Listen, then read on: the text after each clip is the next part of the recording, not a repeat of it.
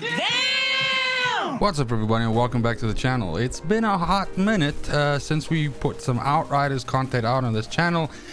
And to be honest, I took a bit of a break from the game. There's so many other good games to play right now, so I just sort of like decided to take a bit of a break. I think like most people, I was waiting for the buff patch to come out, which as the recording of this video came out basically like 4 days ago. And so I plan on doing a revisiting Outriders series of videos. Let's say maybe 4 or 5 of them, where I look at each one of the characters individually and look at the changes that came in with the patch and how that has affected certain builds, anything like that. And I'll basically highlight the builds which I enjoy playing, which I think are super viable. But I wanted to bring this video today just to share a new Technomancer build that I streamed with last night. It was delicious, it slaps, and I didn't want to leave it for the part where I get to the Technomancer in my series, so I just wanted to put out a quick video just showing the build and the components and basically discussing how it all works, which is really not complicated at all, because it is of course a bullet build with the Technomancer with a slight spin. But without any further ado, let's jump right in. Before we get started, however, let's have a look at exactly what was changed for the Technomancer in this illicit buff patch. And as you can see here right now, there are 3 skills which were addressed. There's Pain Launcher, which essentially had its cooldown dropped. There's Shrapnel, which had its cooldown dropped and its base damage increased, which is a pretty juicy increase, by like almost 20%. And then we have Cryo Turret, which has its Hail Shot mod.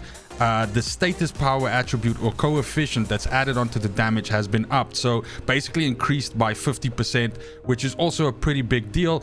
How this essentially works, I think is very simple, is that the cryo turret itself shoots, and this damage is determined by your anomaly power stat and as well as your status power and how much you have stacked. Before, this was a 100% or a 1x multiplier, and now it's a 1.5, so also a pretty big deal.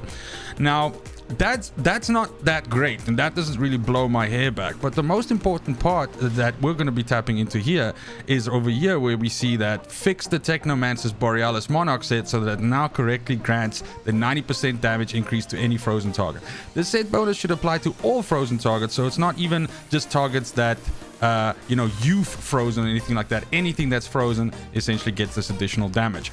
And they've been trying to fix this set for a very long time, and it's finally working right now.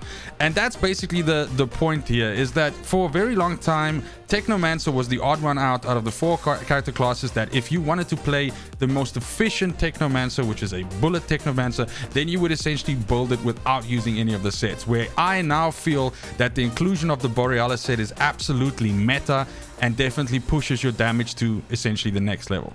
But let's go through the gear like we usually do, starting off with weapons. Now, I'm using Absolute Zero, which is a reasonably high rolled Absolute Zero on this, with Ultimate Freezing Bullets on, and then I've chosen my second mod to be Dark Sacrifice.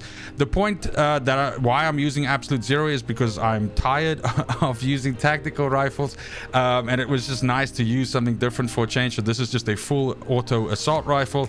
But all jokes aside, the other point is that the Ultimate Freezing Bullets and the fact that this effect procs every 1 second means that despite everything else that you're doing to freeze targets, this gun is freezing a lot of stuff. And of course, as soon as you freeze something, then you're just dealing additional damage to it as well because of the Borealis set. Dark Sacrifice ramps up your damage a lot. You've got other options here. Of course, you can use Killing Spree and other damage boosting ones. I prefer Dark Sacrifice for 2 reasons on this build. One, it has no ramp up, so straight off the bat, straight off the rip, you get that damage, that additional damage. And secondly, you are going to be topping yourself off with health so much with this build that it's not going to be the problem that Dark Sacrifice would be, sort of like killing you or anything like that. Now, due to the insane amount of damage that this build can push out, you can build this without using any defensive mods, and we'll definitely look at that now when we look at the armor. But as I said, you have options here. Of course, you can use the old trusty tactical rifle here with Bone Shrapnel, Dark Sacrifice on, thereby foregoing the freezing effect of Ultimate Freezing Bullets, and maybe getting that from some other sources, which we'll look at just now. So you have options here. You could of course go with like a sick amber vault if you want, anything like that. But the point is, I feel that the Absolute Zero definitely really goes with the aesthetic of the build and kind of makes sense in that way. And that's of course why I picked it. Now your other weapons don't matter. They're literally just window dressing on your character. You'll never be switching your gun because this also uses, you know, the bullet skill. So you'll always be using the same rifle. One other thing that's worth noting is that this Absolute Zero also has status power on, which we'll understand just now how important that is. It is a stat that I choose to stack with this build, and we'll discuss exactly why when we get to the class tree. So our first piece of Borealis comes on the head. Borealis, that's a funny word to say fast. And in this case, this has the perfect stat distribution that I'm looking for with this build. I want bonus firepower, of course, because it is still a bullet build. I want status power, as I've mentioned, for as of yet undisclosed reasons, which I'll cover just now. And then lastly, I do want one of the damage range stats. A long range damage makes more sense because you are going to be playing a kind of like an artillery kind of role. If you're playing this solo, you'll be murdering stuff long before they get to you. And if you're playing this in a co-op scenario, then you'll be like the artillery piece in the back, just putting down fire down range.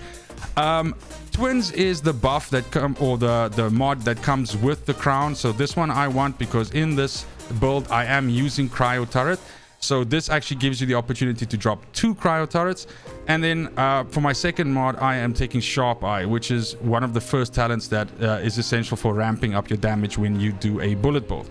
As mentioned, the set bonus of Borealis, just to cover that again, gives you 90% increased damage to frozen targets, and it also increases the critical hit damage by 10% to all party members for 8 seconds after using Cold Snap. Now, that's a good point, and that leads me right into my chest piece, which you'll notice is not the Borealis chest piece, but in actual fact a purple piece, because I don't use Cold Snap on this build. Reason I don't use Cold Snap on this build is, again, unfortunately twofold.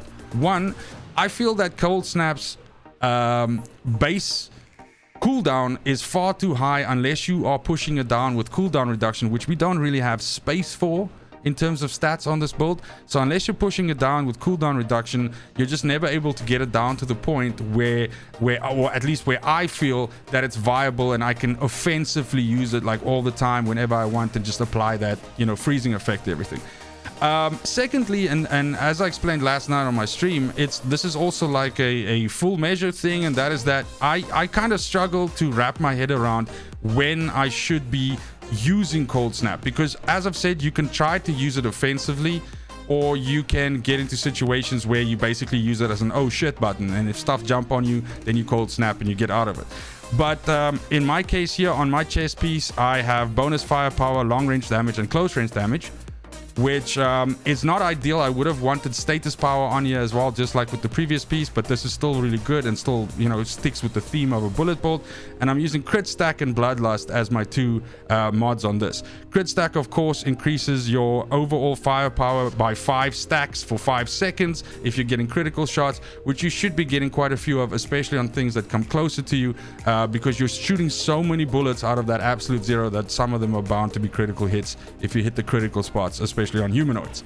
Next, we have pants. So with the pants, again, good distribution of stats here: bonus firepower, status power, long range damage. And this I've put Euthanizer on, and it comes with freezing boost already on the pants. So the 2 kinds of damage that you're trying to stack with this build is you want to do as much damage as possible to stuff that's frozen, which your Absolute Zero and the cryo turrets are going to be doing, and you want to be doing as much as possible to stuff that's afflicted by toxic, which blighted rounds is going to be applying, because mobs can have more than one status effect on them. So they can be frozen and they can, you know, have toxic on them, for instance. So all of these are just compounding additional damage effects on that, which just further on ramps up your damage. And then when we go to the 4th piece, we've got the gloves. So here, this is not ideal because this is a max health piece. Of course, we do have to keep the integrity of 3 pieces so that we can get the boost or the bonus of the Borealis Monarch set. So that's unfortunately why I went with the gloves here. Even if you go with the boots, then you would still get a max health roll. And if we go chest, then I'd be forced to use Cold Snap, because that ability is, as I've said, kind of intrinsic with the chest piece. If we go here, I can show you what I mean when I say that. So Icicle Storm, the mod that I'm talking about, which empowers Cold Snap, but since I'm not using Cold Snap at all, that's why I went this route. So Getting back to the gloves, gloves has shatter on them by default, which is just sexy and additional damage to frozen targets.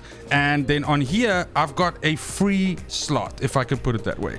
And in my case, I've chosen Hail Shot, which we referred to at the beginning of this video, which essentially ramps up the additional damage that the cryo turrets do. Now, there's 2 of these cryo turrets that are shooting out, and they get empowered by how much status power you stack when you put Hail Shot on. And that mod has been updated. Now, it's surprising how much damage these little turrets do, and more importantly, how well they keep you topped up in terms of life. So this is a free slot. I've decided to use Hail Shot here. You can try and swap on some other stuff there if you feel that Hail Shot isn't performing, but I actually think it's pretty good in that slot. Then for the 5th and final piece, which is my boots, again, I've got bonus firepower, status power, and long range damage, which is what I want. I've got Captain Hunter on here, so, you know, obviously you deal with elites a lot quicker, faster. And then I've got Toxic Lead on here, which is your reloading ability, which is, of course, important if you're playing a bullet build.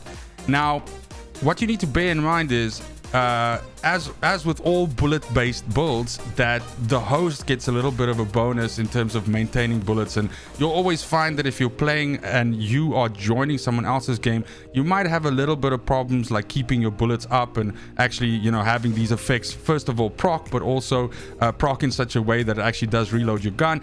And in those cases, it sometimes makes sense to put 2 different sets of reloading abilities on. So for instance, Blighted Rounds has its own reload ability as well, which is a level 1 mod. So for example, if I found that I was struggling a little bit to keep up with my bullets if I was joining someone else's game, then what I would do is I would just swap the Hail Shot out for that additional, you know, reloading ability.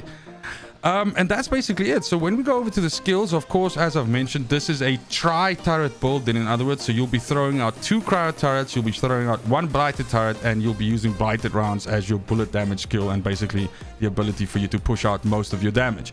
Now you'll notice that cryo turret's on a 22.4 second cooldown, and blighted turret is on a 7.1 second cooldown.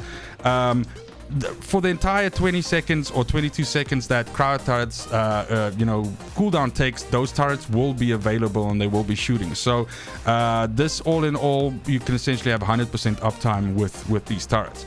Now when we get over to the tree, this is fairly cookie cutter bullet techno stuff right here. So anybody that's played a little bit of bullet techno will know that this is pretty much the way that you build it. The only real odd one out here, I would say, is basically whether you're the type of guy that puts a point into blur screen, or if you rather take some additional, you know, max, 10% additional life here, 10% additional life there. There's really no reason to pick up anything else. You don't want to be picking up sniper weapon damage by 12. You don't want to be picking up toxic afflicted on enemies last 30% longer.